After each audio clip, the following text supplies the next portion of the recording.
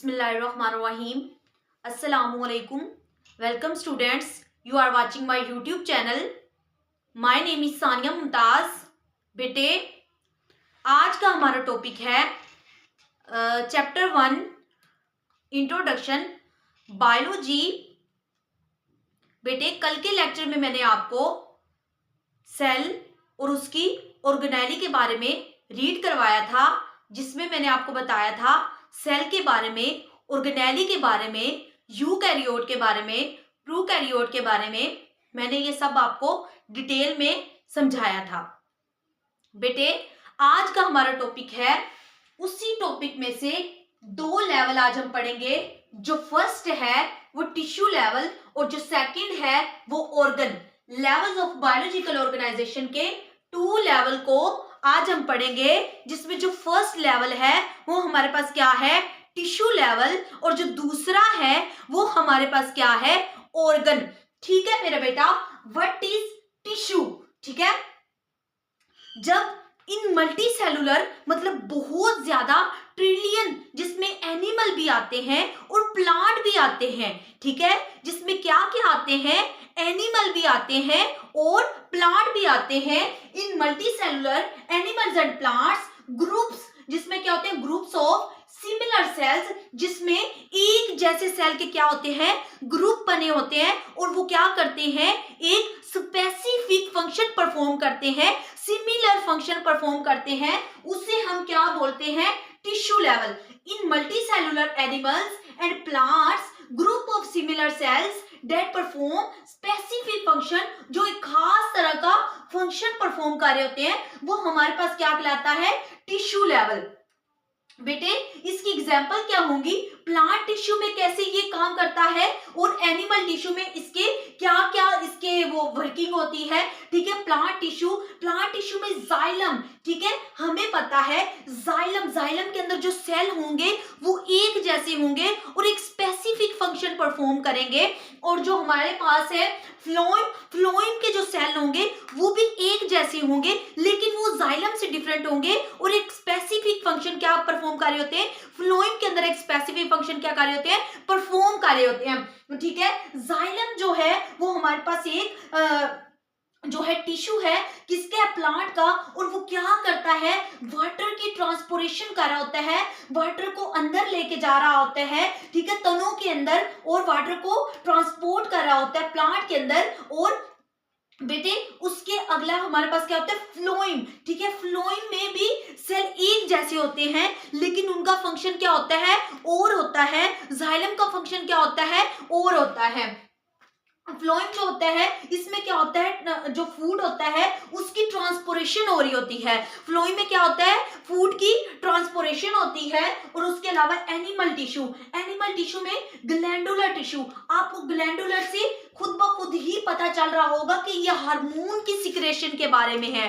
किसकी सिक्रेशन के बारे में, हार्मोन, जिसमें हमारे पास पिट्यूटरी ग्लैंड आ जाता है. ठीक है, जिसमें हमारे पास थायराइड ग्लैंड आ जाते हैं. ये जो सारी चीजें हैं ये क्या होती हैं, हार्मोन की सिक्रेशन करती है. ग्लैंडुलर टिश्यू इन्वॉल्व्स इन हार्मोनल सिक्रेशन. ठीक है, जो क्या कर रही होती है, हार्मोन की सिक्रेशन कर रही होती है.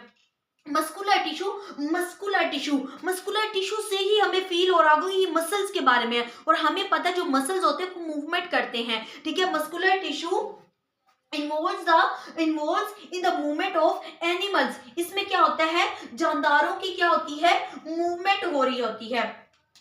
बेटे जो नेक्स्ट टॉपिक है हमारे पास वो क्या है, ऑर्गन. ठीक है, ऑर्गन में क्या होता है, जो डिफरेंट टिश्यू होते हैं और वो एक दूसरे के साथ रिलेट करके कोई फंक्शन परफॉर्म कर रहे होते हैं. Different tissues having related functions, मतलब एक दूसरे के साथ रिलेट करके कोई फंक्शन परफॉर्म कर रहे होते हैं, एक दूसरे के साथ जुड़ रहे होते हैं और एक स्ट्रक्चर में assemble together in a structure to carry out. वो एक दूसरे के साथ इसलिए जुड़ते हैं कि वो एक खास तरह का कोई काम कर सके, एक खास तरह का कोई फंक्शन प्रोवाइड कर सके. देखिए मेरा बेटा दोबारा से मैं डेफिनेशन करूंगी. डिफरेंट टिश्यू, मुख्तलिफ टिश्यू हैविंग रिलेटेड फंक्शन, जो एक दूसरे के साथ फंक्शन जो रिलेट करते हैं.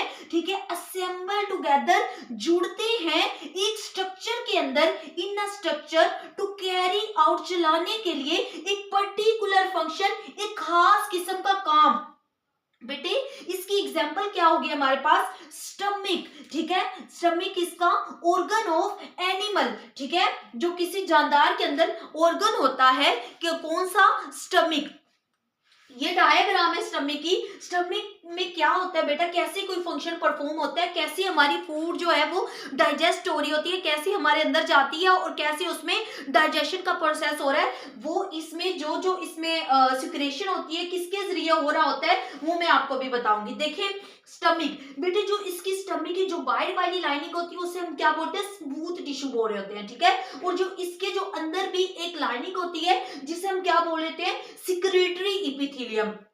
बाहर वाली लाइन को स्मूथ टिश्यूज और अंदर वाली लाइन को सिक्रेटरी एपिथेलियम, ठीक है। स्मूथ टिश्यू का काम क्या होता है, contract the wall of stomach. बाहर वाली वॉल है तो क्या करेगी, कॉन्ट्रैक्ट करेगी, एक दूसरे के साथ मतलब नजदीक आएगी, ठीक है। Contract the wall of stomach, जब वो कॉन्ट्रैक्ट करेगी, जो फूड हम अंदर लेके जा रहे हैं, ठीक है, अंदर हमारे अंदर जा रहा है हमारी खुराक की नाली के जरिए, ठीक है। जब वो स्टमक की वॉल कॉन्ट्रैक्ट करती है, जब हम मुट्ठी कोई करते हैं तो क्या होता है, जो अंदर अगर हम पेंसिल वगैरह या कुछ भी रखते हैं वो अंदर दबाई जाती है, ठीक है। जो फूड होगा वो क्या होगा, मिक्स हो जाएगा उसके अंदर जो गैस्ट्रिक जूस होगा उसके साथ, ठीक है। It pushes the digested food toward posterior and. जब वो फूड जो हम खाते हैं, पहले वाल ने क्या किया, वो एक मतलब नजदीक आई, मतलब क्लोज हुई, ठीक है।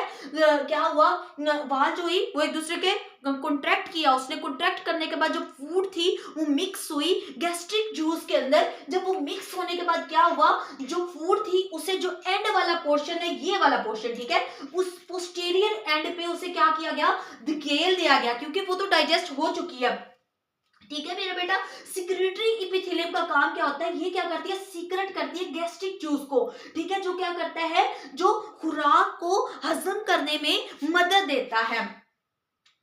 इसका क्या रोल ऑफ स्टमक, इसका क्या काम होता है, मैंने अभी पूरा ऊपर बताया कि ये क्या करता है, डाइजेशन ऑफ फूड करता है, खुराक को क्या करता है, हजम कर रहा होता है, ठीक है। फॉर एग्जाम्पल प्लांट में देखेंगे हम, हमारे पास रूट्स आ रही होती हैं, लीफ आ रही होती है, स्टेम आ रहे होते हैं, फ्लावर, ठीक है। ये सारी चीजें हमारे पास किस में आ रही होती हैं, प्लांट में आ रही होती हैं, ठीक है। ऑर्गन ऑफ प्लांट्स, प्लांट्स के जो हिस्से होते हैं, प्लांट्स के जो अज्जा होते हैं, जैसे हमारा हार्ट ऑर्गन है, हमारे किडनी ऑर्गन है, हमारे लंग्स ऑर्गन है, ऐसे ही प्लांट के भी ऑर्गन होते हैं, लेकिन हमसे थोड़े कम होते हैं। हमारा ज्यादा कॉम्प्लेक्स सिस्टम होता है, इनका थोड़ा सिंपल वाला सिस्टम होता है, इजीली समझा जा सकता है, ठीक है। जो ह्यूमन या एनिमल, इन सब का जो सिस्टम होता है वो क्या होता है, कॉम्प्लेक्स होता है, मतलब समझने में थोड़ी सी कॉम्प्लेक्सिटी आ जाती है, लेकिन जो प्लांट होता है ये थोड़ा सिंपल होता है, ठीक है। रूट्स, हमें पता है क्या होता है, प्लांट्स को जमीन के अंदर दबा के रखता है। Encourage of plants into soil, मतलब जो रूट्स, जड़ों का काम क्या होता है, मतलब जमीन के अंदर, मट्टी के अंदर पौधे को क्या करना, दबा के रखना, ठीक है। उसके बाद जड़ों का काम, जब बेटे आप लोगों ने देखा होगा जब हम पानी पौधों में डालते हैं तो फौरन ही पानी जज़ब हो जाता है, या कोई और मिनरल, कोई स्प्रे वगैरह या कुछ और हम कर रहे होते हैं, ठीक है, जैसे हम वो खाद वगैरह डाल रहे होते हैं, वो मिनरल ही होते हैं, वो जल्दी से उसके अंदर क्या हो जाते हैं, अब्जॉर्ब हो जाते हैं, ठीक है, जल्दी से उसके अंदर क्या हो जाते हैं, जज़ब हो जाते हैं। जो स्टेम है, हमें पता है जो तना होता है, ठीक है, ये तो हमारे पास क्या हो जाती है, उसकी जो प्लांट है उसकी जड़ें हो जाती हैं, लेकिन ये हमारे पास क्या है, ये रूट्स है मेरा बेटा, ये रूट्स है, और ये हमारे पास क्या है, स्टेम है। स्टेम क्या करती है, ये स्टेम ही के जरिए तो वो पौधा खड़ा होता है, ठीक है। Provide support to whole plant, ये पूरे पौधे को क्या करती है, एक सपोर्ट प्रोवाइड करती है। लीफ, हमें पता है कि पत्तों पर जब सूरज की रोशनी पड़ती है, फिर फोटोसिंथेसिस का प्रोसेस वगैरह होता है, ये पत्तों के जरिए होता है, ठीक है। फ्लावर्स, फ्लावर से क्या होता है, रिप्रोडक्शन होती है, बीज बनते हैं, नेक्स्ट वो क्या करता है, रिप्रोड्यूस करता है। बेटे ये जो टॉपिक है, जैसे जैसे मैंने आपको समझाया है वैसे वैसे आप वर्ड टू वर्ड राइट करेंगे तो ये बहुत अच्छा आपका इंप्रेशन पड़ेगा, ठीक है। उम्मीद करती हूँ कि आपको आज का लेक्चर अच्छे से समझ आ गया होगा। Thanks for watching my video. जज़ाकिल्लाह। अल्लाह।